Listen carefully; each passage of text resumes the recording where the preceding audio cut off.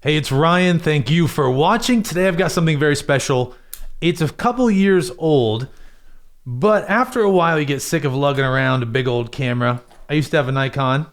I scaled down a bit to the Sony full frame, which I really like, but it can still get quite large with the lens and if you put a battery grip on and all that. So I wanted something smaller, but then I started getting really specific. I wanted an interchangeable lens camera, preferably with a decent size sensor. I also wanted an EVF. As far as I can tell, and I searched extensively, the smallest interchangeable lens camera with a decent sensor and an EVF, and narrows it down to one camera. This is the Panasonic Lumix Gm5. As far as I can tell, after lots of searching, the smallest interchangeable lens camera in the world with an EVF. It's a 16 megapixel camera, micro four thirds sensor on this, so it takes lots and lots of lenses. My first mirrorless camera was the Sony A6000, which is a tiny camera, a great camera, still a great camera in 2018. The sensor on this is going to be smaller. It's not going to be as good, but the trade-off is this is a tiny, tiny camera, about the size of the Sony RX100 series, although those have much smaller sensors.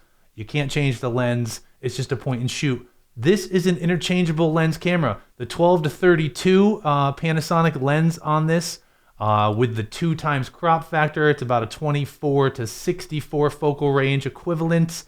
This is unbelievable. Look how tiny this thing is. To give you an idea how tiny this is, let's put this down here. Here's my cell phone.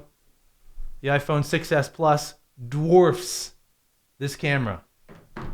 An EVF on it, a hot shoe on the top.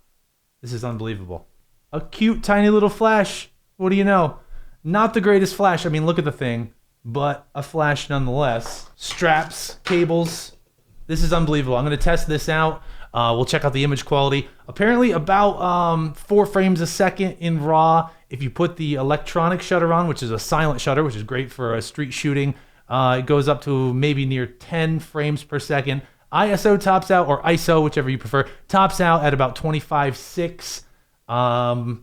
What else have I read about this camera? There's Wi-Fi on this bad boy, although no NFC. And yes, this is the red and black version.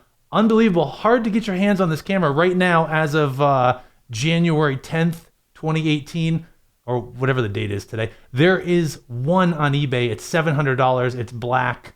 Hard to find these cameras. I found this on a forum and got a pretty good deal. I paid less than that for this camera. I'm going to test it out, but this is it. The smallest interchangeable lens mirrorless camera with an EVF in the world. If you find something else, point me towards it, because that's pretty amazing. I know the Pentax Q is very, very small. However, a much smaller sensor in that camera as well. The GM1, the predecessor to this one, a tiny bit smaller, like 3 pennies stacked on each other smaller, 5 millimeters here and there, but does not have the EVF. So this is the camera. I'll give you a closer look, and then I'm going to test it out. We'll show some footage, and shoots full 1080p at 30 or even 60 frames a second.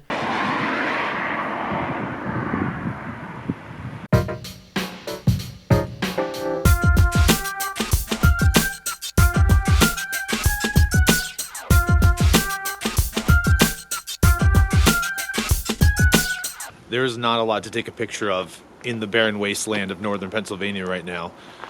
I will say a little grip or a thumb grip would help on this thing for sure. The EVF is not the best.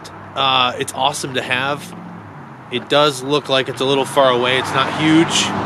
But other than that, cool little camera. There you go, testing it out. Thanks for watching. The Panasonic Gm5, released just about 3 years ago now at this point. Still a pretty awesome and super tiny camera. More videos coming soon. Thanks for watching. This is Ryan. Please subscribe. I'll see you soon.